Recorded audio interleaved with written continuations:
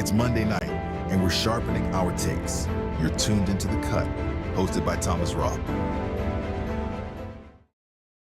Hey, how's it going, everybody? Welcome into The Cut. It is April 21st in the year of our Lord, 2025. I want to thank you guys for joining us here tonight as we kick off one of the best weeks of the year, and that would be the week of the NFL Draft. So, from everybody here at The Cut, I'm Tom Roth, co-hosted with Anthony Aquendo, my producer, and we have a very special guest tonight. I hope the camera's on him.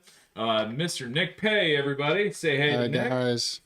So, yeah, thanks for joining us, Nick. It's awesome getting you on here, buddy.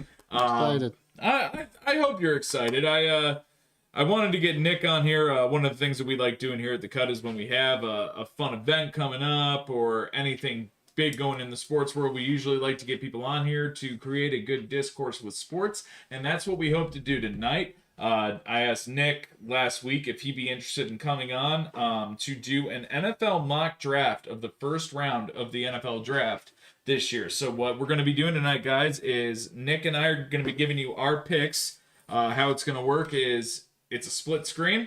So Anthony's going to put a team name in the middle, and we're going to go in NFL draft order.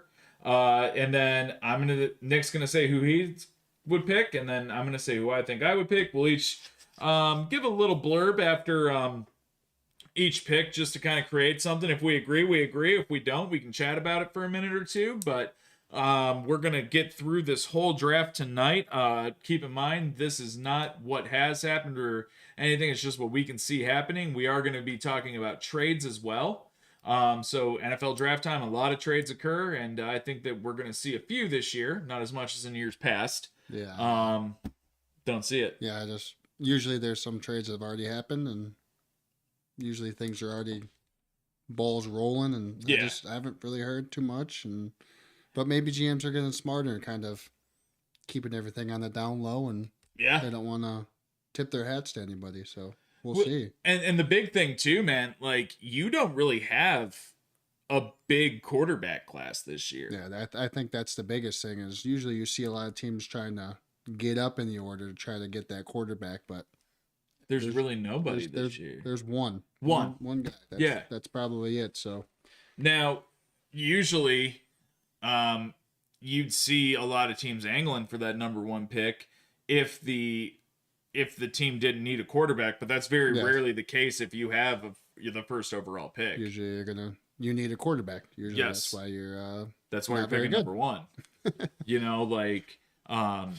But we're going to get to all that here in a moment. But before we do that, I'm going to do a little sponsor shout out tonight. I do apologize when I have people here with me. I get excited because I'm so pumped to talk about the sports, the discourse.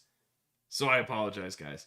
But tonight, two sponsor shout outs. So we are going to shout out our main sponsor, and that's going to be Cracked, CRAKD repair.com. You can head up over there, or you can hit Anthony up at 440-536-4044, or you can visit him in the Ashtabula Town Square. By going to crackrepair.com, you can get a quote on what your cell phone or electronic repair would be. He has all different makes, models, everything. When you select a brand, you can select mobile, tablet, console. You can go over to the brand, Google, Motorola, pick yourself your Pixel 8 that you probably broke, and it'll give you a quote. Anthony's doing it live right now. Pixel 8 Pro, we need the screen fixed.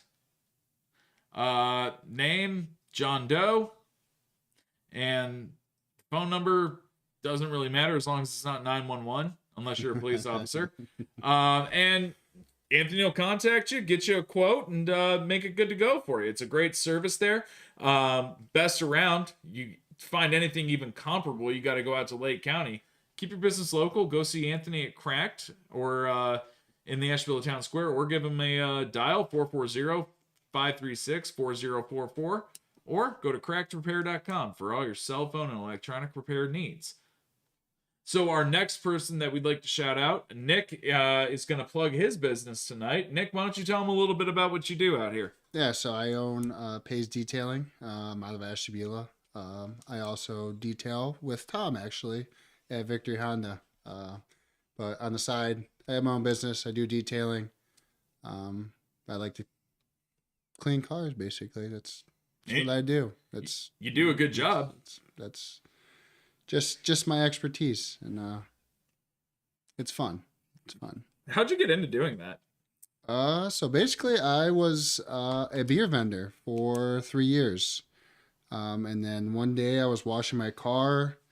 My wife was like, "Wow, you're doing a really, really good job," and I'm like, "Yeah, I mean, I enjoy it. I enjoy it." So she's like, "Why don't you start doing it all the time, like clean people's cars?" So I had a few family members hit me up. Hey, can you clean my car? $75 inside out. I'm like, yeah, I'll get it done. So I started doing that on the side.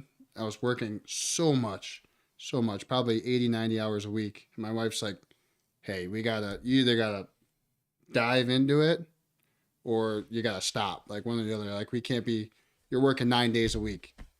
So I was like, okay, you know what? I'm gonna dive into it. I'm gonna start my own business. And then it kind of just took off from there. That's awesome, man. That's awesome. Real quick, Nick, I don't know if you mentioned it. How do people get a hold of you if they need their car cleaned? So you can go on Pay's Detailing on Facebook. You can go on my Facebook page, Nick Pay. I do before and after pictures. Or call me directly, 440-855-0276. And just to make sure, how do you spell that pay? Pae. Pae. Nick Pay over at Pay's Detailing. Nick's the only guy that my dad trusts to touch his truck. So if Carl is trusting you, that's a pretty big mark of confidence. So we definitely appreciate you having on, Nick. I appreciate both of the businesses that affiliated themselves with the show this evening, Cracked Repair and Pay's Detailing. Check both of their businesses out. You can, again, Anthony, 440-536-4044, and Nick is 440-855-0276. Hell yeah. Hell yeah. All right, so let's jump into this NFL draft. So, guys, here's how we're going to do it tonight. We're going to announce it's all going to be round one. We'll announce the pick number and then tell you the team name. In this case, it's going to be the number 1 overall pick and the Tennessee Titans drafting number 1 overall. Nick's going to start. He's going to tell you who he thinks is going to be drafted by the Titans number 1 overall. Give a little blurb about it. I'm going to tell him who I think the Titans are going to draft. He'll tell me what he thinks, and we're going to keep it going. So without further ado, Anthony, do you have the Titans queued up? Fantastic. All right, so on the clock are the Tennessee Titans. Nick, who are the Titans picking number 1 overall this year? I think this is the easiest pick of the draft. Titans need a quarterback. Cam Ward's the only surefire quarterback, I think. I think they take Cam Ward and they get their future quarterback. That's a great pick. I also have the Tennessee Titans selecting Cam Ward number 1 overall. For all the reasons that you mentioned, he is the most polished quarterback in this class. He also has something that Shedeur Sanders and Jalen Milroe don't have, and that is experience at multiple teams, multiple different levels of competition. Yes. Cam Ward has grown everywhere he's gone, right? Yep. It's easy to be a great quarterback when your dad's the coach of the team and features you, right? Which, hey, anyone would if you had a halfway decent son at quarterback and you were the coach. Anyone in Lane Kiffin's system down at Ole Miss is going to be fine. Yes. He's a quarterback whisperer, Yep. right? And Jalen Milroe he's mobile, but he's not much else, right? Yeah. Yes. Cam Ward has excelled at every level. He's the pick. And, he shows maturity too. He took himself out of that bowl game, the Pop-Tarts Bowl, not because he didn't want to play, but because he knew if I don't take myself out, there's a risk of me getting hurt. I might not be able to parlay the success. Yep. Cam Ward, he's a businessman and he's a quarterback. He goes number 1 overall. So we're going to segue here into the Cleveland Browns now. And the Cleveland Browns have the number 2 overall pick in this draft. And it can go a couple different ways. Definitely go a couple different ways. And I think that, Nick, for the first 2 picks, we're probably going to be in alignment on these. Yes. So at number 2 overall, the Browns have a bevy of things they could do, right? They could pick a player, they could trade out, but what do you think the Browns are going to do at number 2? So I think Travis Hunter's the pick here. But the thing is, I've seen with Andrew Berry is Andrew Berry doesn't tip his hat. Yes, he's talked really good about Travis Hunter. Real quick, just not to interrupt. Give their position too. No before- problem. With their name. Oh, so Travis Hunter, wide receiver and cornerback. That's his specialty. He's a playmaker basically. So we'll see. But like I was saying, Andrew Berry doesn't really tip his hat. He said a lot of good things about Hunter, but they could still take Shadur Sanders. I don't see it happening, but we'll see. I think Travis Hunter's a good pick here. I'm going to agree with you. I have the Browns picking Travis Hunter, wide receiver defensive back out of the University of Colorado. He's the first player in the history of college football to win the Fred Biletnikoff Award while also recording more than 20 tackles in a season. He's very good at both positions. Even, I would say, almost excellent at receiver. Almost.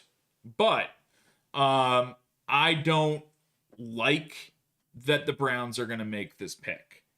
I think that the Browns are more than a year away from contending. Yes, and absolutely. I think when you're in a position where you're not going to get the best quarterback and you stand no chance of getting that quarterback, if you can't make a franchise altering move, a receiver / DB doesn't win you no. football games. Absolutely not.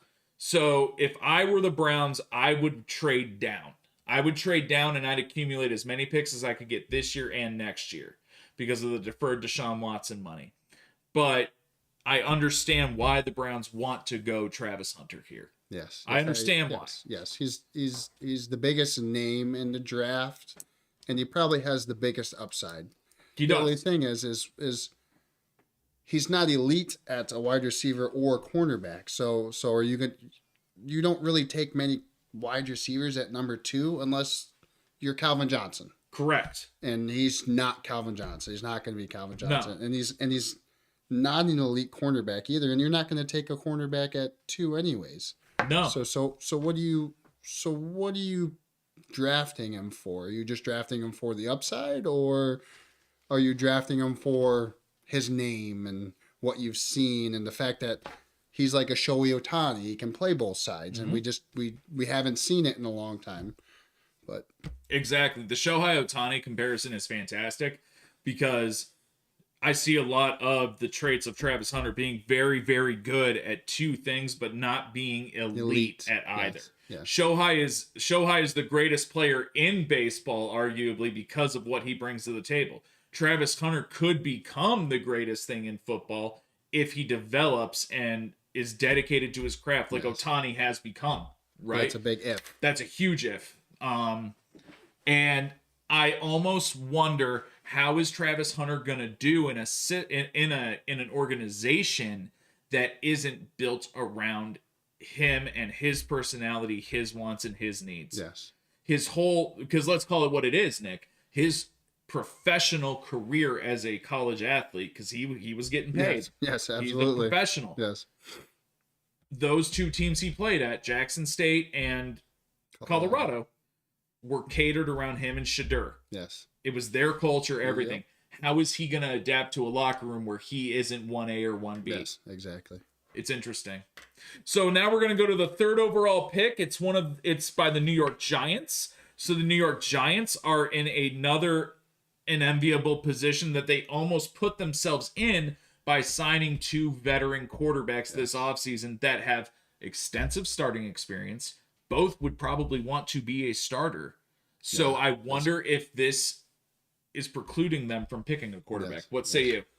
So with the Giants, I'm gonna say they take Abdul Carter, Defensive end Abdul defensive Carter. end, Yes. Penn State. I think he's the best player in the draft. I think this should be a surefire pick, but I could see them taking Shadur Sanders here. I could see them sitting behind Russell Wilson. But it's the Giants. They always seem to kind of bobble picks. But I think if they take Abdul Carter, you have an outstanding defensive end. The guy who just has an outstanding motor. Someone you could compare him to Micah Parsons. Not as big, but probably a little bit more athletic. So if I'm the Giants, I definitely take Abdul Carter here. I agree with you. I'm going defensive end Abdul Carter as well. A lot of people say he could drop right now because of the foot injury, The injuries, yes. but I'm still risking it for the biscuit Yes, with absolutely. him. Yes. This is one of those players that you risk it for because the Giants are also more than 2 pieces away from contending. Absolutely. You, when you're in this position, you have Jeff the Bradford. luxury of bringing him along slowly. Why jeopardize his career on a year where where your ceiling is 5 wins? Exactly. So now let's parlay into. We're gonna stay in the AFC East with the New England Patriots. So New England is gonna be on the clock here. New England, a big revival, so to speak, after a lackluster year or two in the post-Belichick era, with the emergence of Drake May. Yep. So the New England Patriots are on the clock. What are you doing? So like you said, with Drake May, you have your franchise quarterback. So what do you got to do with the franchise quarterback? You got to protect him. You protect him. I'm going Will Campbell here, offensive tackle. I think he's the best tackle in the draft. And you just need somebody to protect May. I mean, he was running for his life last year, and you still saw flashes of just him showing brilliance. Yeah. While also getting sacked a ton. So our offensive lineman, the OL, Will Campbell, I'm going to agree with you. We are 4 for 4 right now in agreement. Will Campbell is the guy that you need on that team to anchor the line for years to come. I almost feel like when you have a young franchise quarterback, you almost need to draft their tackle that's going to be with them for the foreseeable. That relationship needs to be more symbiotic almost than the relationship between a QB1 and his wide receiver 1. Absolutely. You have to have that. If you don't have that, if you don't have your left tackle and your quarterback on the same page, around the same age, it's going to be awful. And then the worst thing is you pair a young quarterback with an aging elite offensive tackle.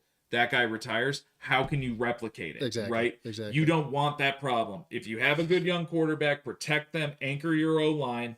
Will Campbell is the move, and I think it will succeed for years to come. Yes, absolutely. I think he's just one of those guys, plug play. Mm-hmm. He's there for 10 plus years. Absolutely. And he's a Vrabel guy. Yes. He's a tough guy. Tough. Yeah, hard-nosed. Just a guy, an easy pick in my opinion. Easy pick. And I will tell you right now, this is the last year the Patriots pick in the top 5. Oh, absolutely. This is 100% the last year for the next 10 years. Especially having Mike Vrabel there. Yeah, he doesn't accept losing. No, exactly. That team's going to turn around very, very quickly. Yes. Now, this is where you and I are going to start deviating. Yes, so we have the Jacksonville Jaguars on the board now, guys. Jacksonville Jaguars are up.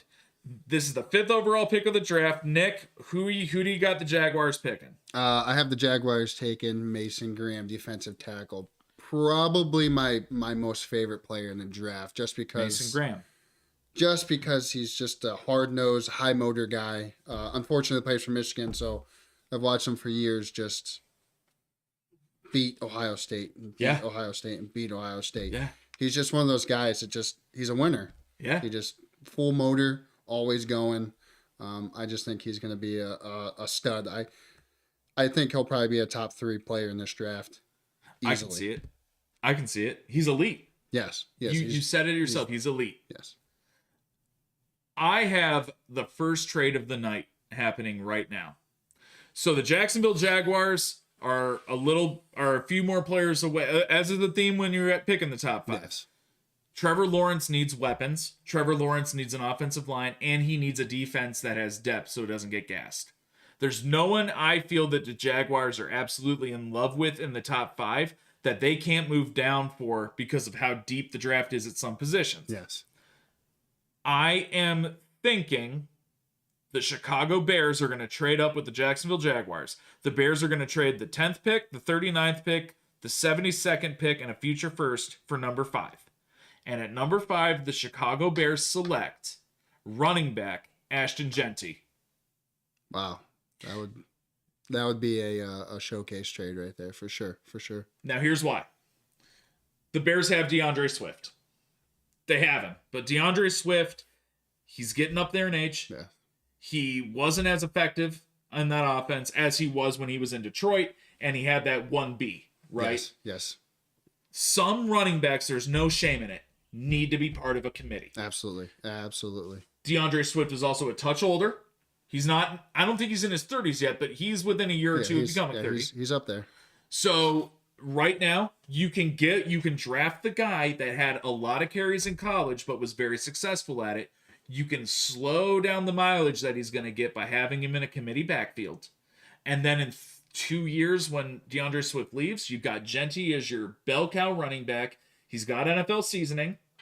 He's slowed down the miles that he's getting on his vehicle, on his legs, right? Yes. You have an effective running back that, because he hasn't put up amazing stats yet, he can't justify a huge contract. The Bears can manage the cap, and they can stay compliant while keeping Caleb Williams happy, while replacing key pieces on an aging offensive line, because they made a lot of trades for offensive linemen. But they're all older. They're guys. all old. All veterans. Yes. All vets. So for me, Ashton Genty running back to Chicago instead of Jacksonville. Nick's got Mason Graham. That's awesome. So our first deviation of the night, and I know this next one's a deviation too. So now we're going to go over to where WrestleMania 41 was hosted this past weekend, and we're going to go down to the city of sin, baby, Las Vegas. And in Vegas, the Vegas has a team named the Raiders, the Silver and Black. And they made some moves this offseason. Yes. Big moves. Big moves. And now, again, hopefully this is your last year picking in the top 10. Yes. Who do you got the Las Vegas Raiders selecting? So this is kind of a tough one for me. The Raiders, I mean, they picked up Geno Smith, so you would think they have their quarterback for the next couple years. They have Pete Carroll. He's older. He wants to win now. I think you go with an elite playmaker in Ashton Genty. Okay. Easily the best running back in the draft. The running back Ashton Genty. He's elite. He has size, speed. I just think he's an easy pick here. They want playmakers. Mm-hmm. I could see them going wide receiver here. Good. But I just think Gianti is the best playmaker out of all the playmakers here. So I just think you go for the best of playmakers here, and you don't kind of pick a wide receiver just to pick a wide receiver here. So it's a deep wide receiver class. Yes, absolutely. Yes.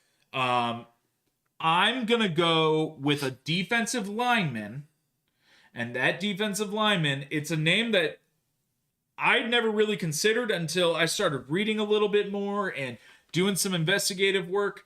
Walter Nolan from Ole Miss, shooting up draft boards. Yes. And the Raiders have no size outside of Christian Wilkins on their defensive line. You can go and immediately get a guy like Nolan who played in the SEC and plug him in, and that team's going to wreak havoc for years. Now, I skipped on Mason Graham. So on my draft, Mason Graham's still available. I just like Nolan's size a touch more for what the Raiders usually do. Because what they're doing is they're creating pressure. They don't necessarily need a speed rusher when they got Max Crosby, right? So what you're doing here is you're trying to plug that middle up. Clogging that middle up. Exactly. Yes. But is he one of those guys that just was a combine fluke who just tore the combine up? Now, how on brand for the Raiders would that be, though? It would be. It would be absolutely. They just see a guy that's did well at the combine and was like, "Yo, you know what? I'm going to draft this guy just because he looked really good," instead of looking at the tape for the last 3 years and seeing what you really have in this person. Now, the Ole Miss has guys like that, though. They kill it at the combine. Yes. That Robert Ndicamichi or whatever. And Ndicamichi or whatever. Yes, a defensive tackle who's just a mammoth of a human being. Shot up draft boards, got drafted by the Cardinals. No one saw it coming. And then didn't do much of shit. anything. Yes. So now we're going to go over to the other New York team. Now we're going to go to the New York Jets, who play in the AFC East. There's a lot of AFC East teams in the top 10. Yeah, unfortunately. AFC, I think you could say the AFC East is one of the weakest divisions outside of the Buffalo Bills. Yes. And now with the Jets, Nick, who are you drafting? I'm going offensive tackle Kelvin Banks. Okay. I just think you win by building the trenches. Uh-huh. The Jets have never had just a good trench team. They've always kind of had that one guy or two guys, but I just think you got to build. You're going to have your quarterback now.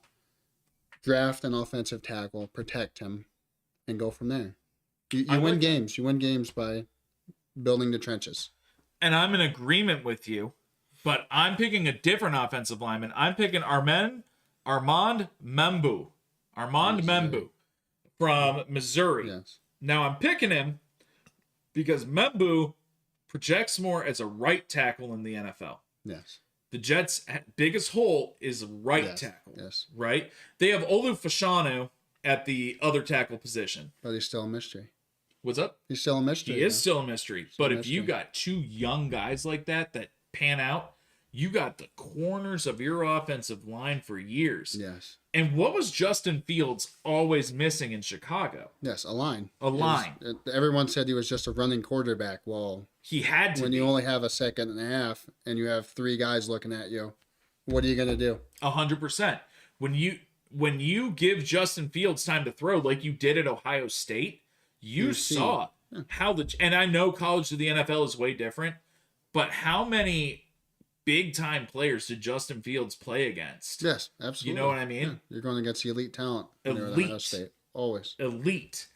And that's the thing. Like, when Fields had an offensive line, he was legitimately the best quarterback in college football at that time. Yes, easily. Yep. He never had an offensive line, but in Pittsburgh, when they gave him legitimately the best quarterback in college football at that time. Yes, easily. Yep. He never had an offensive line, but in Pittsburgh, when they gave him the shot, he was able to do it. Mm-hmm. And it was nice. Yeah. It was nice. And I'm not going to sit here and tell you I have all the answers for him, but I'm going to tell you right now, if the Jets pick an offensive lineman, it should be Armand Membu. And now we're going to go to the NFC South, where all the miracles happen down there in the Carolinas, baby, the Carolinas. The warm weather. Mikey Teed, thank you. We try to be quite a duo. That's my boy, Mikey. That's my boy. So the Carolina Panthers are on the clock at number 8 overall, and the Panthers started to improve at the end of the year with Bryce Young. They did. They let Bryce be Bryce. Yes, they kind of just was like, I feel like at the end it was either he was going to show them something, or they were saying we're going to be drafting a quarterback. And I think they showed them enough to say, hey, maybe we should start building around him, and maybe we have our franchise quarterback. Absolutely. Now, who do you think the Panthers go after? So I think they go defense here, and they go to Jalen Walker, who's a outside linebacker, defensive end type guy. Wow, Jalen Walker, defensive end. Yes. I just think he's one of those guys that's he was kind of more of a combine guy as well, but he showed a lot of stuff on tape. Sideline to sideline type of guy. I just think he's one of those guys you can build around on defense that is your stalemate for 10 plus years at outside linebacker easily. I love that pick so much that I have it wrote down too. My goodness. Jalen Walker, the defensive end from Georgia, bro. Like, everything you said there was so perfect about Jalen Walker. Sideline to sideline. That's what the Panthers are missing. The Panthers have hard hitters. Yes, they need that speed guy. Losing Brian Burns was huge. Yes, absolutely. It can't be understated how important Brian Burns was to that team. You don't just get Brian Burns. You get Brian Burns' fast twitch savant cousin. Yes. Jalen Walker, lock it in to the Panthers. So now we're going to head on down to the city of sin in the East, baby. The New Orleans Saints down in Nolans. And the Saints are in a... We talked about the predicament. They're a bit of a predicament for sure. Now the unique thing about the Saints is they're the Cleveland Browns in 5 years. The Browns aren't in the Cap Hill yet, but they will be. Yes. They will be. And the Saints avoided being shitty for so long, and it finally happened. Yes. The chickens came home to roost. Yes. And now it's time that they start to rebuild their team the right way. So who do you got? So this could be an interesting pick. Obviously, with the news of Derek Carr's shoulder injury, I don't know if he's being a baby about it or what, saying I don't want to play. But I'm going with quarterback Shedeur Sanders here.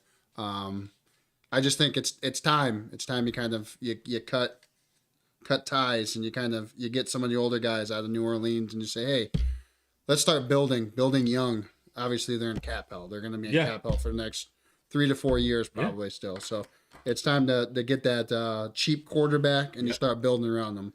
You got your 5th-year option on any first-round pick. Any first-round pick that gets picked in the NFL draft has a 5th-year option. So if you are even thinking within the next 3 years that you might need a quarterback, now is the time that you pick, because if you have a guy that can hit, you take him.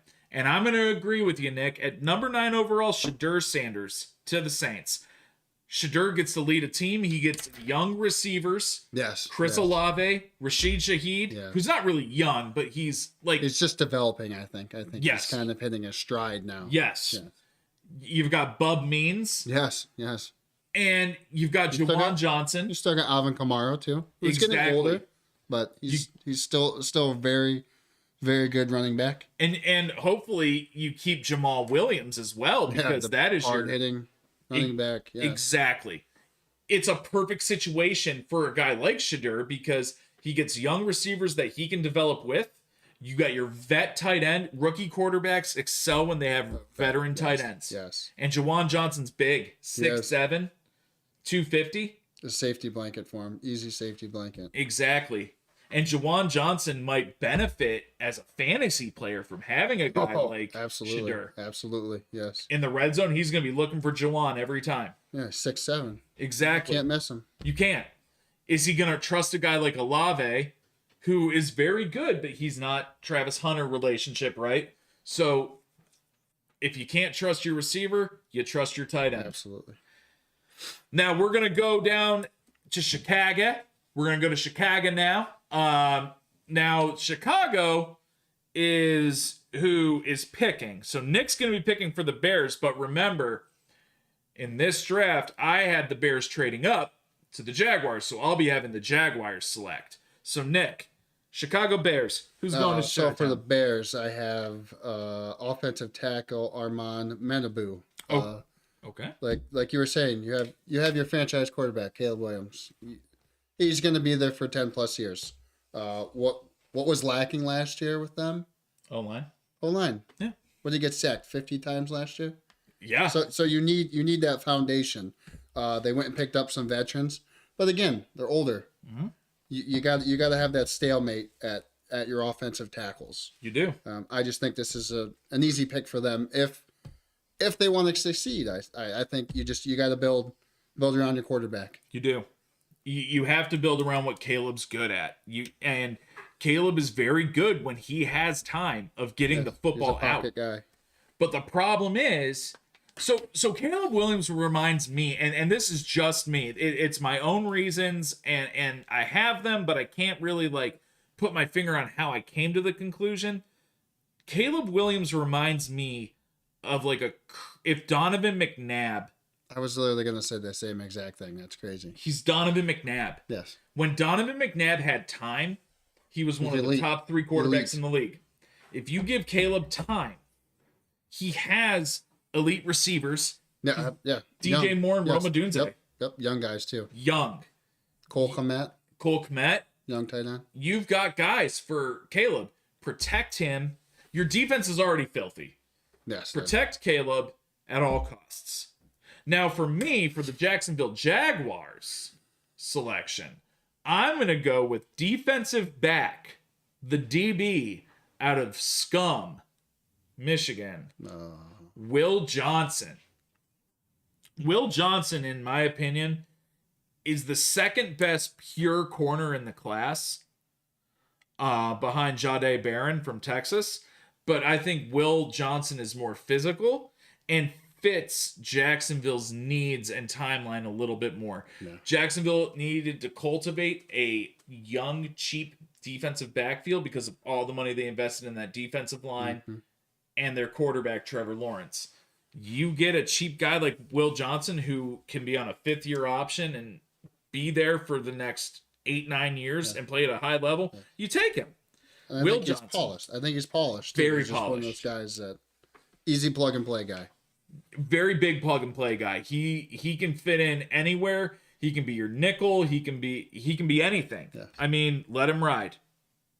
So now we're going to head on over to California to San Francisco, where the 49ers find themselves in the top 15, which is not what was on my bingo card for 2024 or 2025 I don't think season. anybody's. But we found ourselves here. Yes. And where do you see the Niners going? I see the 49ers going with cornerback Will Johnson. Okay. You explained Will Johnson very well.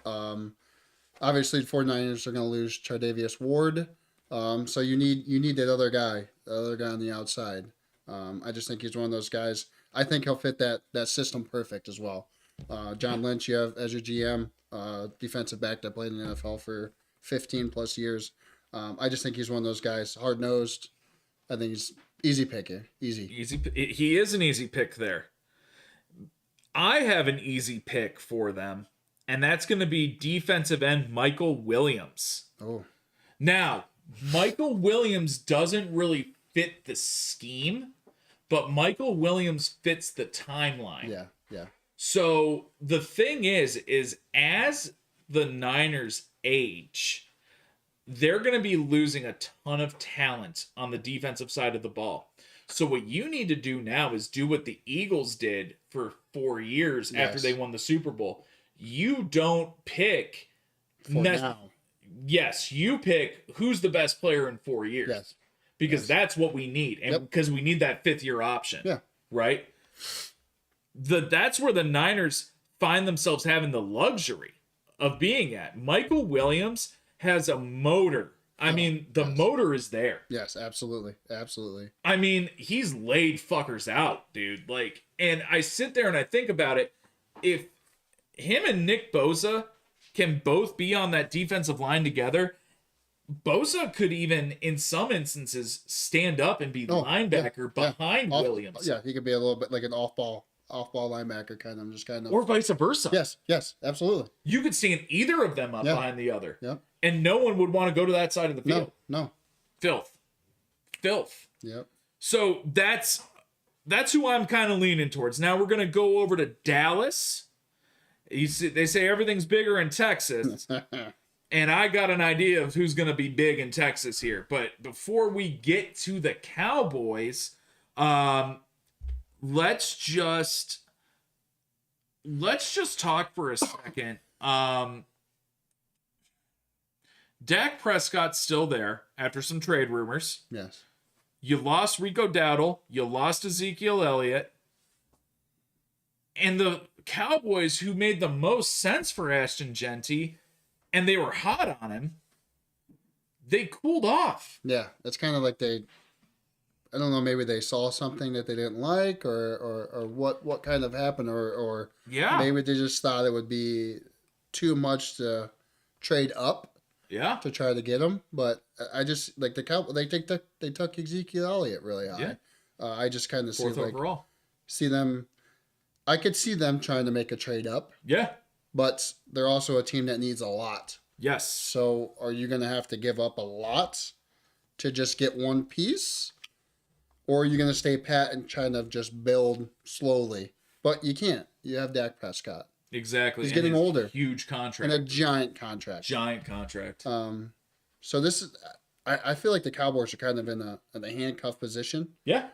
Just because they have some players, but they just have so many holes where they have to fill them at major positions. And they lost they lost stalwarts this past year. Zach Martin. Yes, Zach Martin retired. Yeah. And that's hard to replace that guy. Yeah. So Hall of Famer possibly. But the other thing is when you lose a guy like that and you have a draft that is very deep at these positions, it's not always about replacing that guy. Yes. You know what I mean? Because you have the luxury of it. How many offensive linemen have we seen in the 3rd, 4th round Become studs? really good. Wyatt Teller, Yes. Joel Bitonio. Yeah. Second, and I think Teller was a 5th rounder. Teller was a 5th rounder, and Bitonio was a second rounder out of Nevada. Yeah. So he was the first pick in the second round, I think. I think it was. Yeah, Yes. it was crazy. I was at Madison Brewing Company out there on 84, and I was drinking beer with my cousin Scott, and they were like, Joel Bitonio. I was like, the fat bastard from Nevada? This guy. That was funny. But the Cowboys, who do you got? So with the Cowboys, obviously Gentry's not there. Second best running back, I think they're going to take Omarion Hampton Good in North pick. Carolina. Good pick. I just think he's one of those guys that's I don't see him being a guy that's going to rush for 1,500, 1,600 yards, but I just think he's one of those guys that could be a 3-down back. Mm-hmm. He can get you 4.5 yards a rush. Mm-hmm. He can catch the ball outside of the lines a little bit and kind of get you those extra yards on screens and stuff like that. I think he's up there with Gentry. I just don't think he has that home run capability that Gentry has. But I think he's a very, very good running back, and he doesn't fumble a lot. So That's big. Tops in the league in college were low fumbles. Yeah, So absolutely. You need a guy. Dallas needs an offensive threat. yes, And I could see Omarion Hampton going there because Gentry's not available. But I think the Cowboys need a wide receiver to line up next to CeeDee Lamb more than anything, because you can get a running back in round later in the 3. drafts. Yes, You can't get an elite talented receiver in the 2nd or 3rd round, usually. yeah, Tatoria McMillan, the wide receiver out of the University of Arizona, big body, played in the Big 12, played near Dallas Stadium. Yes. He's familiar with it. He's no stranger to the lights. He goes next to CeeDee Lamb, and they form a great duo. Dak has 2 big receivers he can throw to. Then all they got to do is figure out offensive line, and they should be good to go. yeah. All right, we're going to go out to Miami, where the rumor is that Tua Tagovailoa still has his brain, which is strange. I don't know how. I still don't know. Like, I'm kind of confused. Yeah. I don't know. T. Yeah. Throwing up gang signs, dog. So who do you got the Dolphins taking? So like you were saying, instead of him getting hit and tackled all the time, slammed to the ground, I have the Dolphins taking offensive tackle Josh Connolly.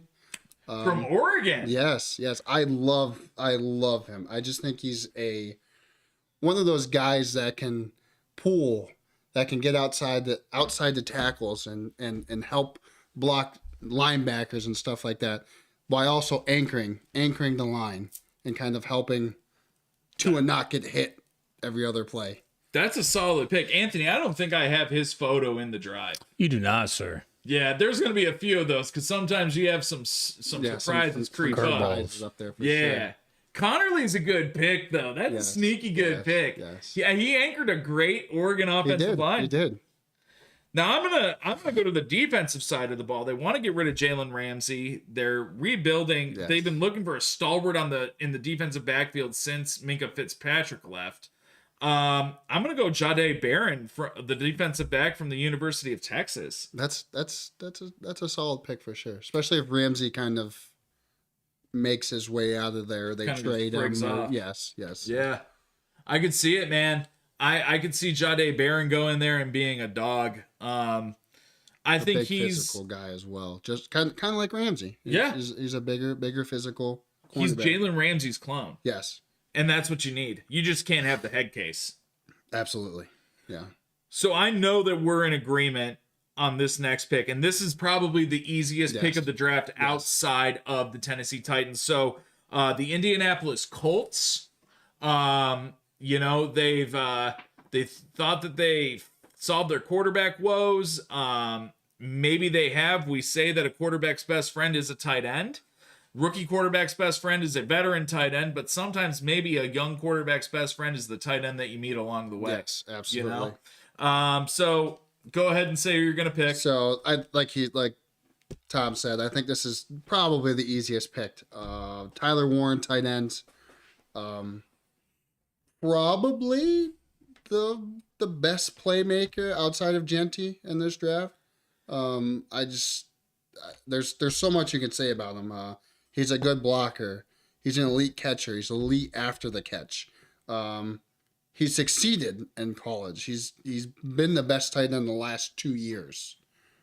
He's not just a 1 year wonder where, oh, this guy looked really good for 1 year, like David Njoku kind of. Yep. One year he looked really good. Tyler Warren's been doing it for 3 years now. He's been elite. Elite. He can not only catch the ball, he can not only block, he can throw. Yeah. He can He's rush out a of the playmaker. backfield. Yes. He is he is on the level of athlete I feel that Travis Hunter is. Oh, absolutely. Absolutely. I'm not saying that he can play defense and linebacker and everything, but what I'm saying is how Travis Hunter can play multiple positions well. Tyler Warren can do multiple On the things well as offensive well. side of the ball, he He can do it all. He is an absolute gadget player. Yes. That is what the Saints wanted Taysom Hill to be. Yes. And Tyler Warren very well could play the Taysom Hill role I in think he could be Indianapolis. even better Even better. because he's elite at many things. Yes. In any other year, if there was a team that needed a tight end and they were the number 1 pick, you could make a case that Tyler Warren could be the number 1 pick. Absolutely. If the Colts had the first overall pick, They would. I think Tyler Warren could be the first overall pick. Absolutely. all day. All right, Atlanta. Atlanta is the next pick, and Atlanta has Kirk Cousins on the roster. They drafted Michael Penix at number 8 last year. That's 2 quarterbacks the Falcons have had that's 1 letter in their last name is 1 letter off from being a reference to a cock. Who are you talking about? Michael Vick. Oh, okay. Michael Dick. Okay. Yeah. Michael Penix. Michael Penis. So who do you got, Nick? Excuse, I'm usually talking to Anthony. With the Falcons, I have them taking Jahad Campbell, linebacker out of Alabama. Just an elite playmaker. Just one of those guys that can play defensive end as well, and has showed at Alabama that he can be that guy that can make the tackles. He's an absolute dog. But he can be that guy that can also get to the quarterback. His sack numbers weren't massive, but he had a lot of quarterback pressures, which did. usually shows you can be very good in the NFL. I don't disagree with you. Jihad Campbell is a great pick there, but I have a trade. The Atlanta Falcons are going to be trading with the Cleveland Browns. Cleveland trades picks 33, 94, and 179 for pick 15. The Falcons do this because the Falcons have a 1st round pick, a 3rd round pick, and like a 6th and 7th round pick. They have no picks this year in the draft. So the Falcons realize that they need to put a team around Michael Penix, especially with all the dead cap money that Kirk Cousins is going to have when they release him. Yes. So the Browns come up, they use it to get their 5th year option, and they select quarterback Jackson Dart out of Ole Miss University. They do this because the Pittsburgh Steelers are in need of a quarterback. The LA Rams could look to a quarterback because of that 5th year option. Yep. You also have the Seattle Seahawks. You could see. Because they only signed Sam Darnold to a 2-year deal. Yeah. And So, I think only 1 year is fully guaranteed. So yep. So the Cleveland Browns come up and they select Jackson Dart out of the University of Ole Miss. which is would be something the Browns would do. Take a Yeah. huge flyer on some of these Someone like Jackson Dart. I can see it. high ceiling, but Very You high don't know. ceiling. You don't He's know. got a cannon. yes, and he has the size. Yeah. He's athletic. He's not Josh Allen, but he's in that. If Josh Allen were a county, he'd be in the biggest city in that county. Yes. Like, he'd be as close to it as you could be. But Josh Allen was also a project. Jackson big Dart's project. going to be a project as well. Yeah, they're gonna have to do a couple things with him to make him be a viable player, but it could happen. So now we're gonna go on over to Anthony's favorite team, actually, the Arizona Cardinals. You still like the Cardinals, Anth? Yeah, I mean, I'm still a fan, but There you go. football is my second love compared to basketball. So I know you love basketball. I know you do. But who do you got Arizona taking? So this is kind of a sleeper pick in my opinion. I have the Okay. Cardinals taking Emeka Ibuka and forming up with Harrison. I love that pick. That'd be such a good duo there. I love that have pick. Both Ohio State wide receivers, and give Kyler Murray another weapon on that offensive side. That's filthy. And that offense is so young at that point. Too. You've got Kyler Murray. You've got, well, Kyler Murray's not young, but I mean, he's still younger. Still younger. He's like 25. And then you've got Marvin Harrison Jr. You've got Emeka Ibuka, Trey McBride, Which is just an elite tight end. tight end. You got James Conner. He's old, but Trey Benson learning Yes. behind him. Yes. That offense is built for years. That's an 8-year plan right Yes, there. absolutely. I've got the Cardinals doing a surprise too. I've got the Cardinals ending the slide of Mason Graham from the defensive lineman from the University of Michigan. I've got the Cardinals ending his slide. He stops there. He stays. He goes to the NFC West, where he will absolutely eat on those offensive lines out there. Mason Graham, Nick had in his top 5. Yes.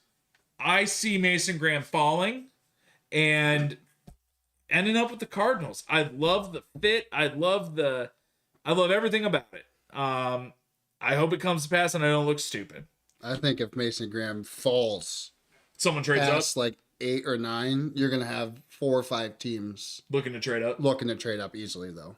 You could have Detroit, Baltimore, Yeah, Kansas City. Yes. You could have some of those teams that are like that usually just kind of just pick the best player at when they're drafting, like a Chiefs or the Bills, and they're like, you know what? Fuck We're it. gonna make a big move here. Yeah. We're gonna trade our first rounder for next year and move up to get this guy because Yeah. they think he can be an elite playmaker Absolutely. and get them across the hump for next year And pairing a guy like Mason Graham with Chris Jones would be filthy. you couldn't run on. run on them. No. It's gonna be hard to pass. Yeah. Especially when those two big fuckers, because they're big, Yes. jumping over and trying to Yeah. squat the balls down. If Kenny Pickett's lining up for the Browns, Oh, he ain't completing no, a pass over no, the middle. It no. ain't happening. Not at all. He's got to run out of the pocket. Now, Cincinnati, they made some moves this offseason. They're finally started paying attention to Joe Burrow and getting him an offensive line. But they don't have a defense. And Trey Hendrickson wants out. What do you see happening? So like you were saying, Trey Hendrickson is probably going to be gone. Mm-hmm. I have them taking Mike Green, defensive end out of Marshall. God damn it, Nick. I have the same thing. And Mike Green, D-end Marshall. I think he's just one of those guys that at the combine showed what he showed on tape, though. Yes. He's not one of those guys that had a giant stat sheet. It's one of those guys that 2.5 sacks and 8 tackles, but He showed what he could be. Showed speed. Yes. Showed power. And then he showed it at the combine what he can do. And it's not even like he showed it at the combine. He pranced it in front of everybody. Yes. It looked like he belonged. Like, what was he doing playing at Marshall? Yeah, How did Ohio State not notice Yeah, exactly. Or the other, or How did Michigan 7 not other notice Power him? 5 teams. Exactly. How did LSU let this kid walk away? Yes. You know? Like, Mike Green, I think, is the perfect pick for the Bengals. Absolutely. And now we're going to go to the other coast. We're going to go to where the Seattle Seahawks, they have their new quarterback, Sam Darnold. Mm-hmm. Like we talked about, he only signed a 1-year guarantee, and it's a 2-year deal or something like that. But Seattle has lost its top 2 receivers. They lost Tyler Lockett, and they traded DK Metcalf away. But I could see Lockett coming back, though.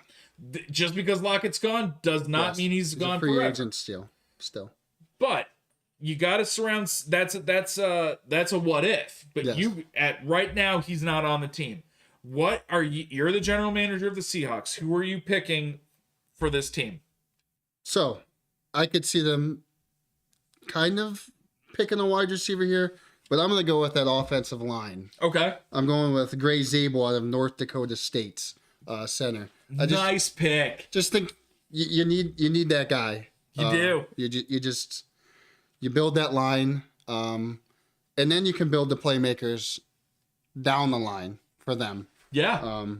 I just think this is a pretty for sure. I pick for love them. that pick. I love that pick. And I love so them. much. I love them too. North Dakota State's just has produced a lot of good Great players talent. that you don't see them on TV all the time. No. It's not like they're playing on an ESPN Yeah. every other week.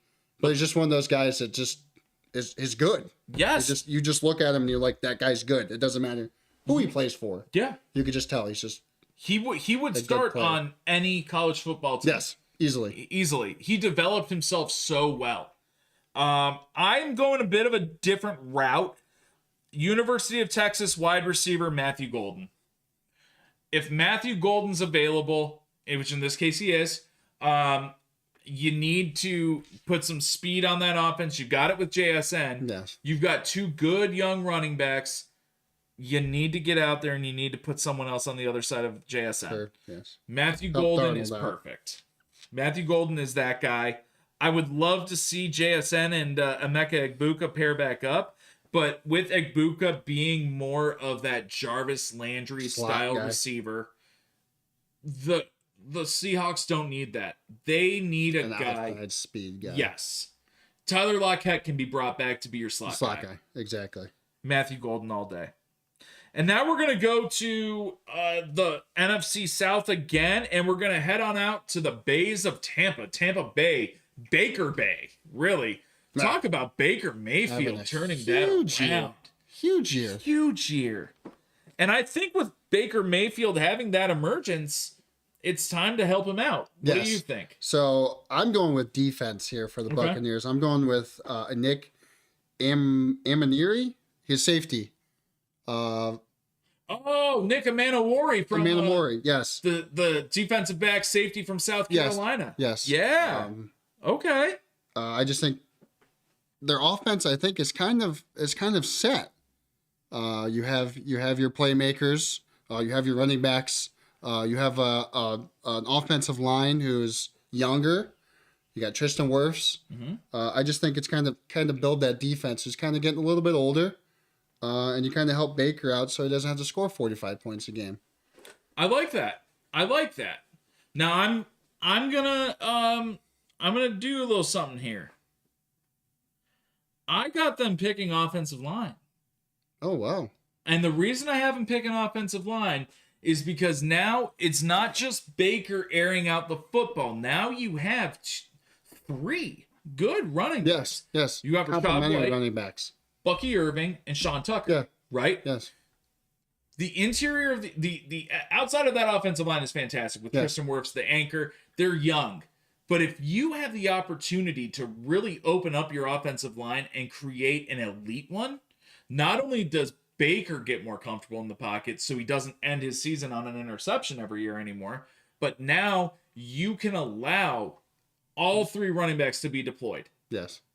Tyler Booker, offensive lineman from Alabama. Tyler Booker, the offensive lineman from Alabama. Big boy. Yes. He's an Yes. Alabama boy. Yes. He played in the South. Baker loves those guys. Baker loves guys that are like him. Yep. The good old boys. Yep. He fits in fine, and it goes. Now, Denver is on the clock, and Denver, the Broncos were a great story this past year, man. Bo Nix. Yeah. I don't know if you'd say out of nowhere, but he was at what, fifth quarterback taken Yep. last year, The Broncos traded up to get him. and it was kind of like, what are you doing, Broncos? Like, Yeah, he'll be there when you pick. exactly. This guy's kind of like, well, why are you trading up to get him? I mean, Bo Nix is a good quarterback, but he's also played 30 years in college, so he's an Yeah. older guy. He is older. He played at So- Auburn and Oregon and did well. Yeah. But He wasn't like an elite passer No. or an elite playmaker kind of athlete guy, but he was like Baker Mayfield his second year with the Browns. Yes. Second or third year with the Browns when Baker had a pretty decent year. yeah. That was Bo Nix to me. I was like, you're just picking Baker Mayfield, Yeah. dude. Like, but Took him to the playoffs. he did, and he did well. Yes. He was a great quarterback, and Yes. now you need to start helping him. So Do you think they go on offense to help Bo, or do you think they Absolutely. go D? I think they go on offense. I think You think they their defense is young and is good. It is good. You got Patrick Surtain, Yes. who's just Yes. elite. Highest Probably the paid best. DB in the NFL. Probably the best cornerback in the Yeah. league, in my opinion.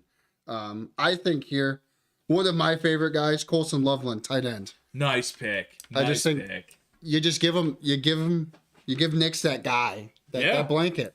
That Like blanket. you said, you need a young quarterback just loves a good tight end.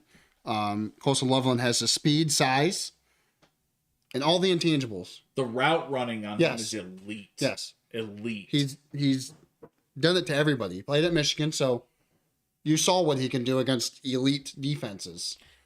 That was the first tight end when I watched that this past year, and Ohio State's linebackers had no answer Yeah, for him over the none. middle. I was like, what are you guys doing?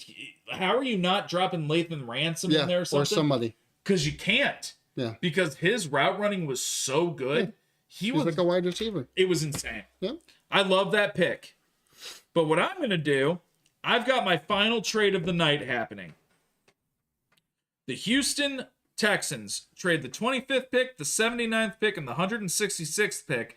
They give up a lot to go up to 20 because the Texans know that they have the Broncos, the Steelers, the Chargers, the Packers, and the Vikings, all who could use offensive linemen. They know they can't whiff after losing Larry Yes. Tunsil. Yeah. They trade Giving up. him away, basically. They gave him away to the Commanders. Yes. For goodwill, Yeah. you know? The Texans move up and they end Kelvin Banks Jr.'s slide. Kelvin Banks Jr., the offensive lineman out of the University of Texas.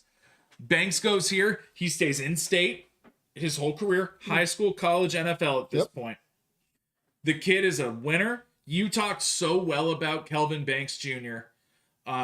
The playing offensive line at the University of Texas is tough because you're in the SEC, and not only are you in the SEC, but it's Texas. Yeah. So you got guys Yes. that want to whoop your ass, Yes, right? exactly.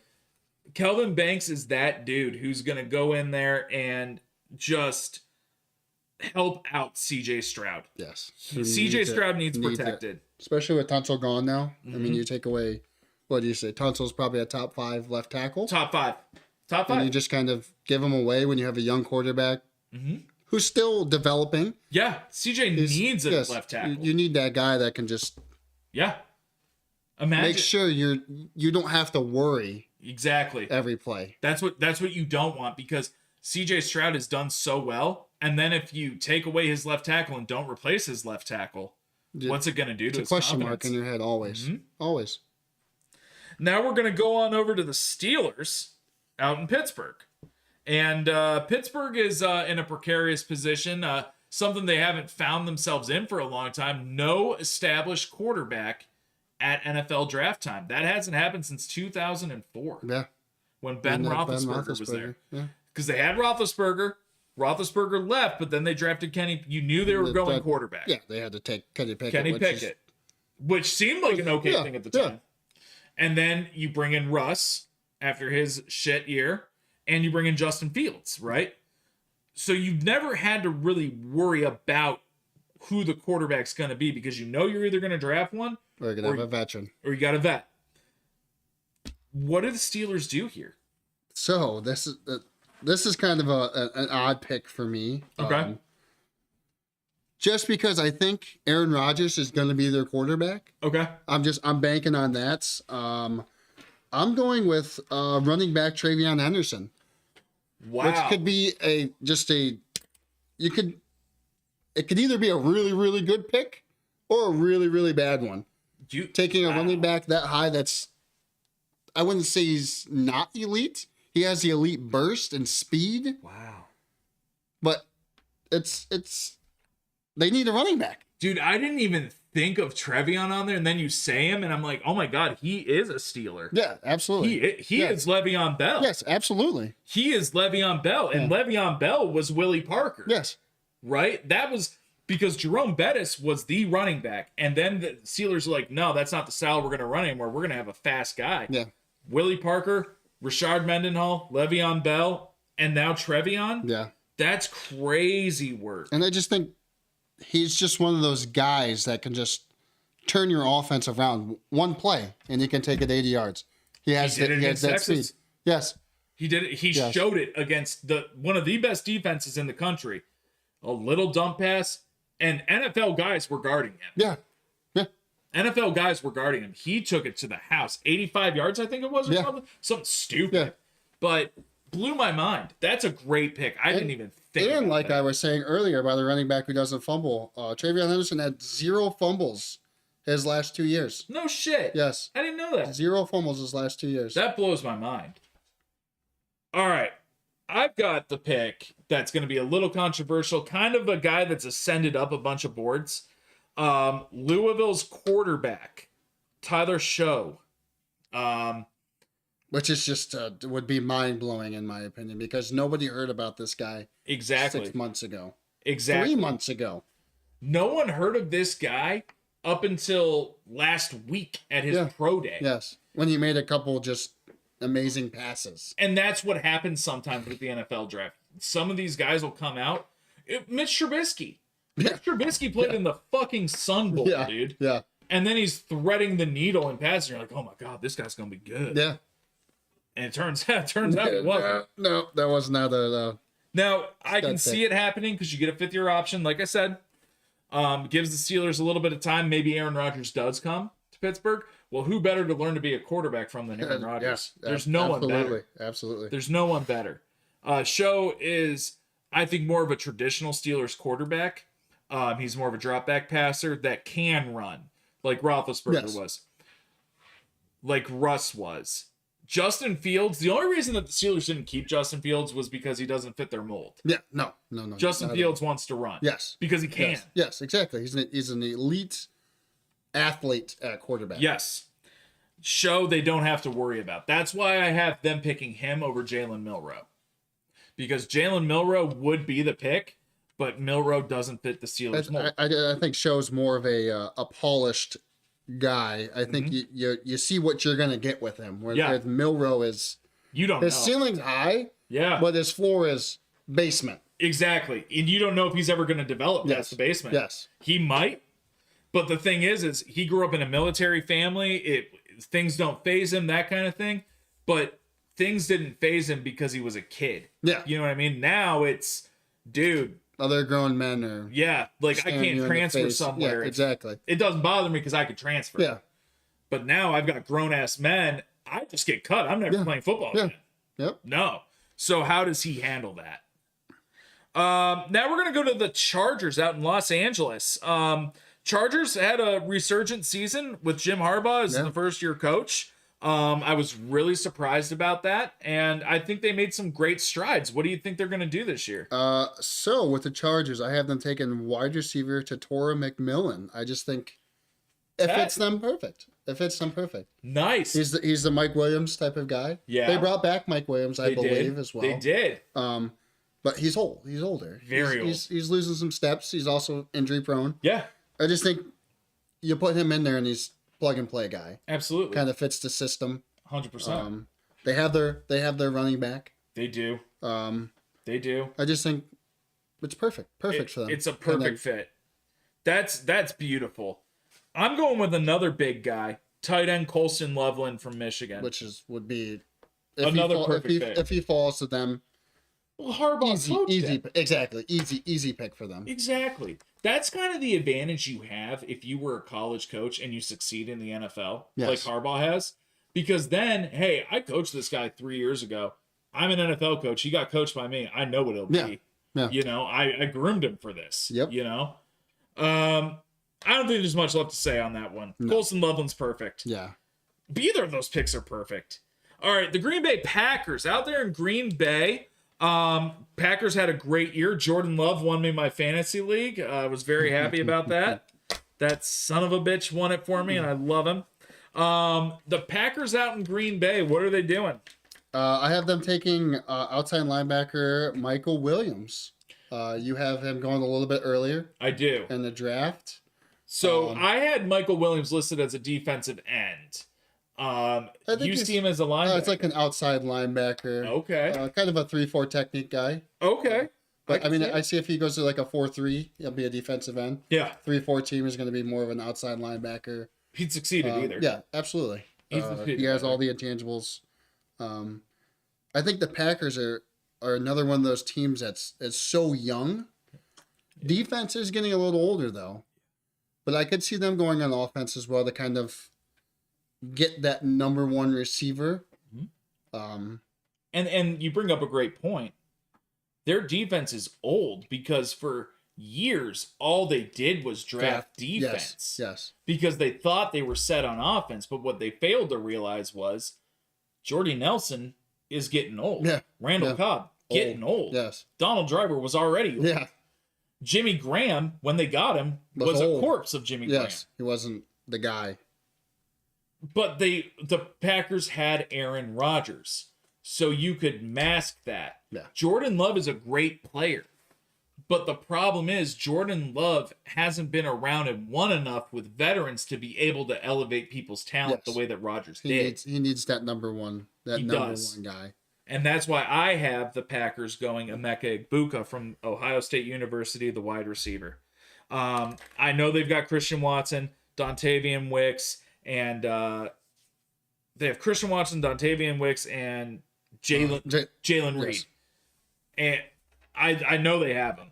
But all of those guys are great Complimentary. compliments. They need a true alpha one receiver. Emeka Egbuka, what solidified Emeka Egbuka to me as a legit NFL player was when they were showing after the Notre Dame game, Emeka Egbuka sitting there like, okay, you see this? This means he's going to be inside. Jeremiah needs to go like that. Yes. It showed me that he doesn't His just IQ. rely on his talent. Yes. He has IQ. IQ. He knows IQ. And when you are in the NFC North going against the Vikings, who have Harrison Smith, Yeah. stalwart on defense, the Bears' defense is always good. And then you've got the Lions, who have become one of the most lethal defensive back Yes. teams in the NFL. Yeah. You need that killer receiver. Emeka Egbuka is it. Now, the Vikings, who also are in the NFC North, find themselves finally in a year where they get to have their investment, J.J. McCarthy, be realized. Yes. So now what do they do? So I have them going on defense here. I think they're pretty solid at offense, as you saw. Yeah. Darnold last year was nothing the last 4 years, and then Nothing. look what he did. He blew up. Yeah, just I mean you have three guys you can throw to, and running back. You got Aaron So- Jones at running back. I think Maxwell Hairston, cornerback. We don't a have good Maxwell Harrison in there, Anthony. He's another sneaker. I think he might be another one of those guys that was a combine guy who showed a lot at the combine. Absolutely. I think he's also one of those guys that if you watch him on film, he's just good at everything. He's a good Like football player. I don't see I don't see him being like a true lockdown Sure. corner, like a Surtain. Yeah. But I feel like he's just one of those guys. I see him kind of going to safety down the line. He's Okay. a little bit bigger. Okay. But I just feel like he's just a good football player. And he played at Kentucky, right? Yes. So he's in the SEC. Yes. So And he's going Kentucky. against- Kentucky ain't the best SEC team. No. But Kentucky held teams. They were in every game yes, they played. Yes. And that's in due large part to that defensive Yes. backfield. Yes. I like that pick. For me, I think you need to protect McCarthy, and I think we might be reaching here, but Josh Simmons from Ohio State, the offensive tackle. Simmons, great player, but he had the injury. He was out almost all of last year. It freaked teams out. Yes. But he interviewed well, and teams love him again. Yes. So protect your investment. Wu-Tang said protect your neck. Vikings are saying protect your investment. They go Josh Simmons, offensive tackle, Ohio State. So now we go down to Houston. So Nick's going to be picking for Houston, and I'm going to be picking for Denver Yeah. because I had Denver trade down with the Texans. So Nick, who do you got? out there in Houston's world? So I have them picking one of my favorite players. Obviously, I'm a big Ohio State fan. I have them picking Donovan Jackson, offensive tackle. Oh. I just think he solidified himself as one of those guys that he can play every position on the offensive line. He showed. He played left tackle last year after Simmons went down for Ohio State. He can. I just think he's one of those guys. Obviously, he was an All-American at guard. Mm-hmm. So he can be an elite guard. Yeah. But then he showed he can be elite at left tackle. He was going against the top teams all throughout the playoffs. He didn't allow a sack. No. Which is very hard to do. Yeah, absolutely. Especially when you didn't play it for the first 3 years of your college career. And then you just got win or go home. Yeah, and you just got thrown into the fire. Yeah. And he did it willingly. Yeah. Which just shows he's a team player as well. When you have an offensive lineman, if you have an offensive lineman that says, just put me where the fuck you need me, so we win. You know you're set. Yeah. You know you got a dude. Yes. You've got your dude there. Now, for me, Denver, I have the Broncos helping out Bo Nix and picking Omarion Hampton, running back from North Carolina. Yeah. Hampton is the second best running back in the class. I think that he's going to I think he's a home run threat.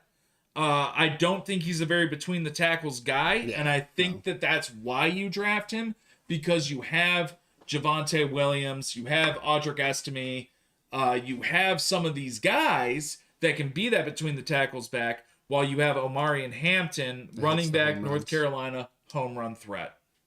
That's where we're at. So now we're in the back end of the draft, and we got some interesting picks here. We're going to be going out to Los Angeles to visit the Rams, and the Rams find themselves in a very unique situation because we have Matthew Stafford entering his age 37 year. He's getting older. You've got Devontae Adams just came over. Cooper Kupp left. Puka Nacua continues to emerge. Yes. Andrew Whitworth was replaced on the offensive line seamlessly. Yeah, just... You lost Aaron Donald. You didn't lose a beat on defense. Nope. What do you do if you're the Rams? I see them going with safety Malachi Stark. Nice. Like you said, they were good on defense last year. They kind of surprised a lot of teams. They did. Just because they kind of lost a few pieces. I just think you build that back end. You have your playmakers for Stafford. I think Stafford has 2 or 3 good years left. So I don't think you have to draft for the future for offense now. Sure. You're trying to win now. Yeah. You build that back end of that defense, those playmakers that kind of help Stafford so he doesn't have to try to go out and throw for 350 yards. So I think this is a good pick for them. That's a great pick because you're shoring up one of the most expensive positions when you do extensions or free agency. Matthew Stafford, 3-4 good years left in him.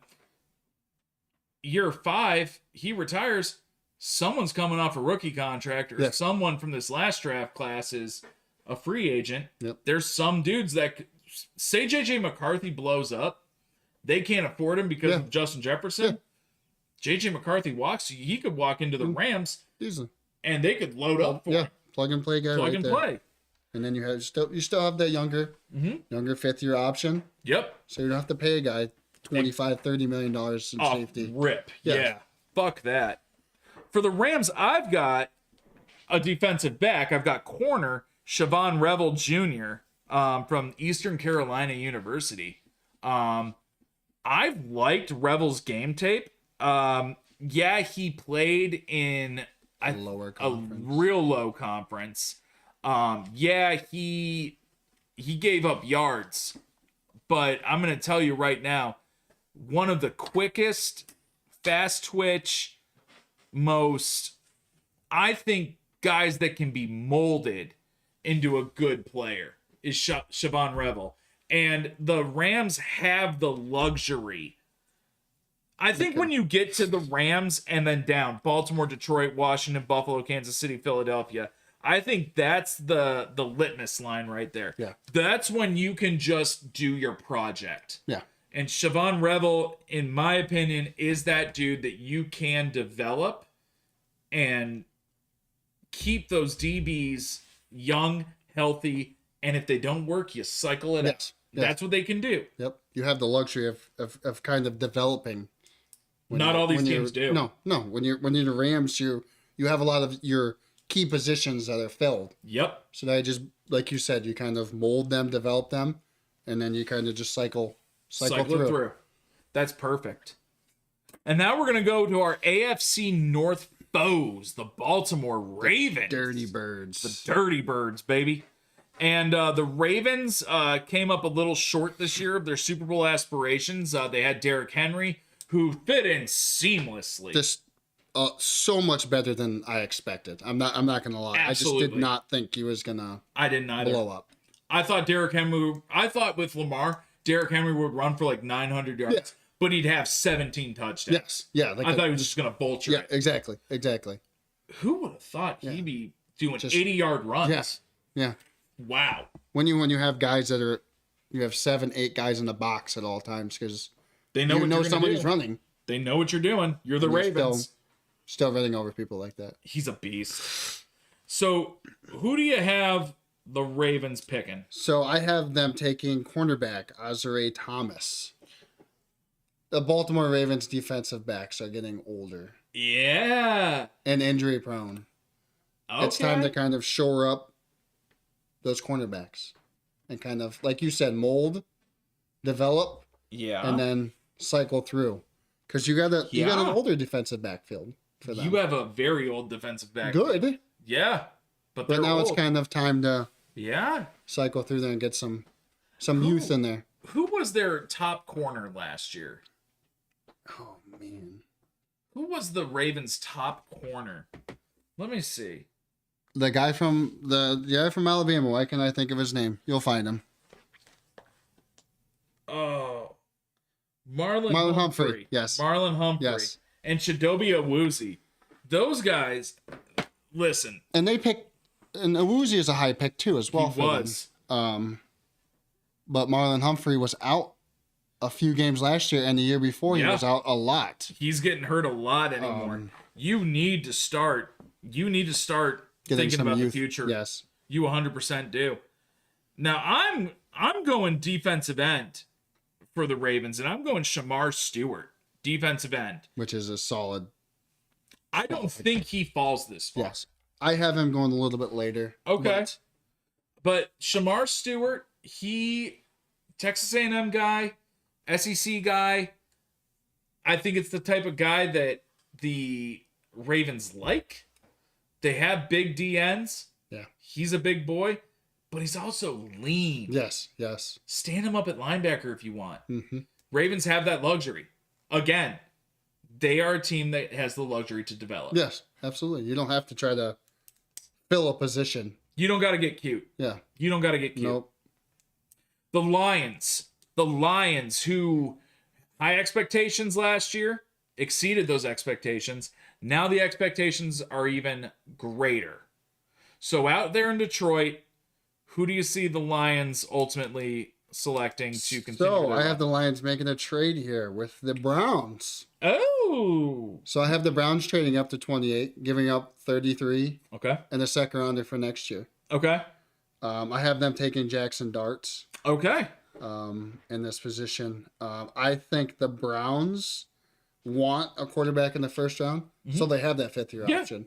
So they have that guy they can develop. Yeah, I don't see Jackson Dart playing a lot this year.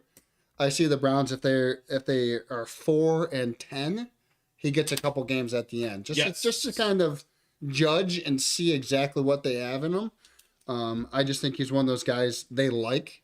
Size, arm strength, athletic ability. it's all there. Yes, it's just developing now. Yes, It's just doing what the Bills did with Josh Allen yeah. and just getting to that ceiling. And the thing is, if the Browns do this, we both have the Browns trading up to get Jackson Dart. If they do this, what they need to do is they need to invest in a run game and their defense so that for the next 3 years, you need to learn every mistake you made with every first-round quarterback and second-round quarterback you took. You guys threw them to the Wolves too early. Yeah, and you They didn't produce, and you gave up. Yep. what needs to happen is you give this kid 3 years. Like you said, if they're 4-10, give them the last 3 games. Yeah. Hey, maybe they're 6-9 the next year, and we're out of the race for the wild card. Give them a couple games, maybe get some confidence, right? Then that 3rd year, have the quarterback competition be actually serious. Yeah, an actual competition. Yes. Where you see what you have. Then if you don't have anything, that's fine. You developed it. Exactly. You tried. Yes. You tried. But you can't just throw them out there to a team that's Not got holes everywhere exactly. and expect them to succeed. You can't do that anymore. I understand you have Jerry Jeudy, but Jerry Jeudy isn't He's not Justin Jefferson. Yeah, exactly. He's not a top 10 receiver. No. Jerry Jeudy is a very good wide receiver. And Jerry Jeudy is going to look very good with Joe Flacco. Oh, this year. absolutely. Absolutely. But if he had Jackson Dart, Jerry Jeudy ain't even getting over 600 yards. No. No way. Nope. No way. So I have the Lions going Gray Zabel, offensive lineman from North Dakota State University. Use that interior of the offensive line to do some pulling, open up more holes for David Montgomery and Jahmyr Gibbs. Just do it. Let's go. I think that's one of the easiest picks I've made. We're going to go to Washington now. The Redskins, who had excuse me, the Washington Commanders. I'm so sorry. Don't cancel me. Yeah. Don't cancel me. The Washington Commanders, big year with Jaden Daniels. Yes. Rookie of the year, Jaden Daniels. They go get some guys. They got Debo. Yeah. They got Tunsil. They have their team. they're filling holes, They are, baby. but with veterans. Vets. Now who do they go with? I have them taking offensive tackle Josh Simmons. Nice. Tunsil's that guy. Yeah, But Simmons has showed that he can play right side or left side. He did both at Ohio he State. did. Primarily left tackle, Yes. but early in his career he played right tackle. I just think you develop that youth, especially for your quarterback. Yes. Daniels, he's young. He is. Very young. Tunsil's getting up there as well. Tunsil's in his 30s now. But I just think you solidify knowing Jaden Daniels isn't going to be getting hit. You build that interior line, that outside line, and you're set for a while. You are. I think Jaden Daniels is going to be elite for And the you next saw 10, how 12 cool years. he was under pressure. Yes. Because he didn't really have he had an O-line, but it was about middle of the road. I think he made that offensive line look a lot better than what it really was, though. Yes. And now that he is going to have time with Tunsil, you add a guy like Simmons, he's even more comfortable. Yes. Jaden Daniels plays best when he is the coolest kid in the room. Yeah. You know, he did it at LSU. He did it at Washington. He almost won the playoff game, but it was just, they got to him a little too quick. Yes. You mitigate that, you're fine. That team's going to be good for A very long time. A long time. Now I went a bit of a different direction. I'm still a tackle, but I'm defensive tackle, and I'm going Derek Harmon, defensive I love tackle him. from the University of Oregon. Yes. Run stuffer, gonna come in there, absolutely eat, and I think help change the culture of that defense. I mean, their defensive linemen are getting old. Yes. They're getting old. Yes. They got the 2 guys from Alabama. I can't remember Jonathan. No, it's not Jonathan Cooper. It's Oh, I know who you're talking about. they're the 2 guys they ended up fighting on the sideline a couple years ago. Yes. They're old, man. You got to get a young guy like Harmon in there to change the culture a little bit. Now the next team, I was disappointed didn't make the Super Bowl, Me too. and that's the Buffalo Bills. Buffalo Bills, my second favorite team. Love them. Josh Allen's my favorite player. Bills. My Bros. wife loves him. My wife never watched football Until until she Joshy. saw good old sexy Josh Allen. I feel the same way. She's drafted him every year in fantasy football. Good for her. I have the Bills taking Carson Schweginger, outside linebacker. Jesus Christ, that's a pull. Yes. Anthony, I didn't even Yes. think to put that guy in the draft. Yes. Anthony, I promise you, every guy that we haven't had a picture of, I at least considered putting in the drive. But he wasn't even thinking about this. I wasn't even thinking about Schwezinger. Because he's just a hard nose What college did he go to? linebacker. Oh my! Now you're throwing me a curveball. I know it. Look it up. Carson Schwezinger. It's Yes. one that I didn't even. Yes. Okay. UCLA. UCLA, yes. There we That's go. right. As soon as you started saying it, I knew. I wanted to say California, Yes. Berkeley. I Yes. was like, we're taking a guy out of Cal. Well, I guess we're taking a guy out of Eastern Carolina. But as you could see, the Bills, they like Matt Milano. Yeah. He's just nobody knew who Matt Milano No. was No. 3 years ago. Mm. He was kind of like a special teams guy, and now they developed him into a elite linebacker. He's getting older though. He's got injuries. He's 31, 32 years Yeah. old now. So And, you bring in the guy to watch Mhm. how it's done, Fuck yeah. and then it's just plug and play at that point. If Exactly. he develops, he develops. If he doesn't, If not, you have a guy who has the motor though, so he absolutely. can still do some things. Absolutely. I like that pick. I'm going to stick with defense. Nick Emanawari, safety from the, or defensive back Yeah. from South Carolina. Buffalo is one of those teams that they're an elite team, but they have holes. They do have holes, especially at safety. Yes, But Josh Allen hides the holes Yeah. on offense. yes. I was tempted to have them trade up so they could get a receiver. But ultimately I decided against it. Emanawari, they definitely need a leader on the back end of the defense, especially with, I mean, Micah Hyde's gone. He's gone. Jordan Poyer's is gone. Jordan Poyer, I don't think he's on a team. I think he I retired. think he's Tre'Davious White. Yeah. I mean, fell off the wagon. He there's was nobody elite for a there while, anymore. and- So Nick Emanawari is the guy that you need because he's tough. He's big. You could even slate him in at outside linebacker if you needed to Yeah. for a couple Yeah, plays. yes. That's a guy you go with. Now we're going to go to the Super Bowl runner-up, Kansas City Chiefs.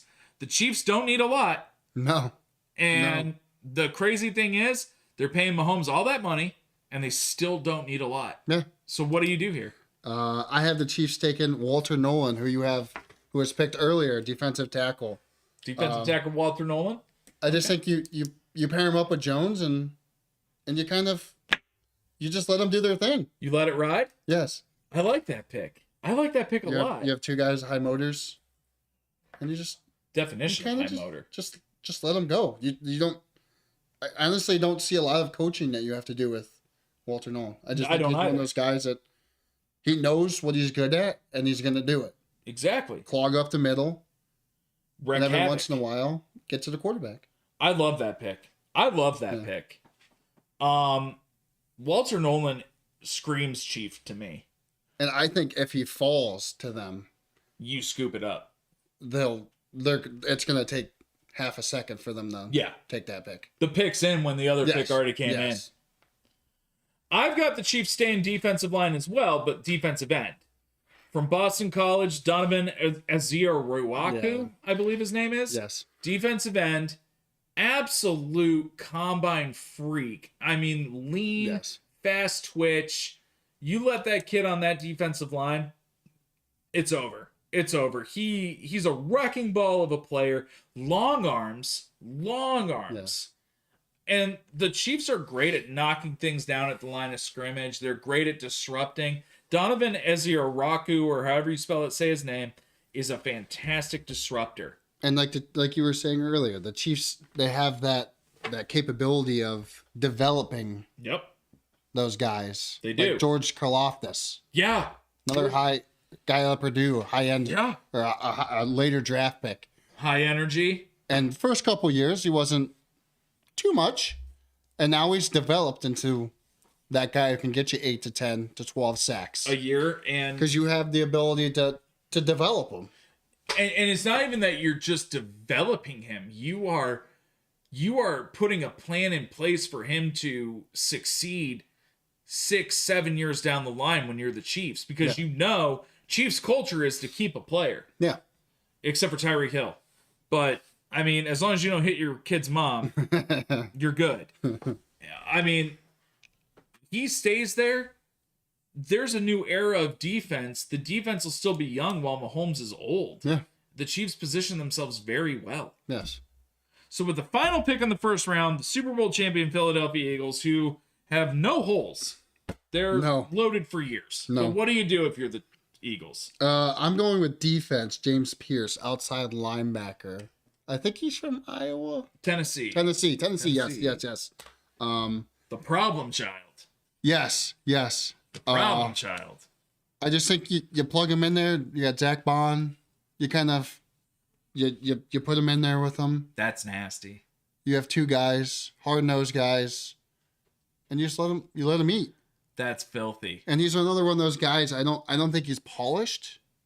I just think he's shown a lot of athletic ability at offensive linebacker. But you have that ability to say, hey, we can develop him. Yeah. Once Zach Bond gets a little bit older. Yeah. And then you just plug him in there. Yeah. And you're not losing a step. You're not losing anything. The thing about it, I see his character concerns dropping him out of the first round. But as you can see, the Eagles, they don't really mind They don't. They They're don't really just mind that. You're right. taking Carter. Which I never really understood the whole Carter situation because it was just one situation. Yeah, and it wasn't even kind that. of It wasn't that. it big. wasn't really a giant one. I just think it was blown up because of where it was according Yes. to the draft. Yes, When it's just everybody like was the looking Laramie at him. Tunsil thing. Yes. The asshole releases a video of Tunsil smoking weed. Okay, it was the off season. He wasn't getting drug tested. Yeah. You guys said as long as you don't test positive, you're fine. Exactly. Like, so who cares? Yeah. That's an asshole move. But James Pierce, I mean, there's just rumors of him being uncoachable and showing up late to shit. I understand, but you got to take talent. And Pierce is a first round talent all day. Yes. I think, though, the Eagles continue their tradition of drafting Georgia players, and they end the first round with Malachi Starks, the safety defensive back out of the University of Georgia. You can really build something crazy, that defensive backfield. Yeah. Cooper They're DeJean. loaded. They're 4 deep. Yeah. Yeah, dude. I mean, with the elite talent, not just, hey, these guys are decent. Those guys are good. yeah. And they took the kid from Toledo last year as well. Kenyon Mitchell and Cooper DeJean. Cooper DeJean, yeah. And then they'd have Malachi Starks. I mean, you're not throwing on that team. No. You're No, not. no. You better And you're try not to run. running on them. You got to try to run. That's Yeah, all you can do. yeah. There's no point in throwing because one of those guys is going to pick you off. Yeah. And then you're just giving the ball up anyway. Yeah. So we had a great discussion for this first round, guys. We really appreciate you all joining us. We had some really good fan interaction, everything like that tonight. A lot of texts of support and everything, so we appreciate that. We have ended our NFL draft mock draft preview with the top 5. Nick and I were, Pretty much for the first 4 we were 4, good. we were good. We agreed that the Tennessee Titans will draft Cam Ward, quarterback from Miami, that the Browns will draft Travis Hunter, the utility man from Colorado, the Giants draft Abdul Carter, defensive end from Penn State, and the New England Patriots draft Will Campbell, offensive tackle from LSU. So, NFL draft begins this Thursday in Green Bay. First round. And first round. First round Thursday. And I'm really excited to get in there and see what happens. I'm going to hold this list with me, and I'm going to see if anything of it comes true. But, Nick, it was a pleasure doing this with you tonight. Thank you for coming in and doing this. I had so much fun. I love talking football, especially with somebody as knowledgeable as you as well. Appreciate you. It's been a lot of fun. We're going to get more people on this year. Nick, if you ever want to come back, the door's always open for you to come on in football season whenever, and we'll do it. We'll have to do maybe a U.S. Open. Oh, a U.S. Open show. It's just coming up soon. That's coming up. Yeah, we'll talk. We'll get that right. I'd love to do another golf show. Anthony and I had a blast doing golf last week. I think, Anthony, you had a good time with golf, didn't you? Yes, sir. All right, cool. Well, hey, question, Anthony. You got anything you want to add tonight before we log off? Love you guys. I love you, dude. Thank you. Nick, thanks for coming on, dude. I appreciate you. I appreciate you guys so much. We're gonna be live next Monday, 7:30 o'clock. 7:30. 7:30. What was it? Was that 7:30 Yeah. p.m.? PM next week. It'll O'clock? be PM o'clock. I don't know what we're gonna be talking about yet. Probably the NBA playoffs. Probably recap the draft a little bit. But we'll see you then. You guys have all made the cut. Thank you so much for joining us this evening as Nick Pay joined us to talk NFL draft. I'm Tom Ruff, my co-host Anthony Aquendo, and my buddy Nick Pay. Thank you guys. I had so much fun. We did too, dude.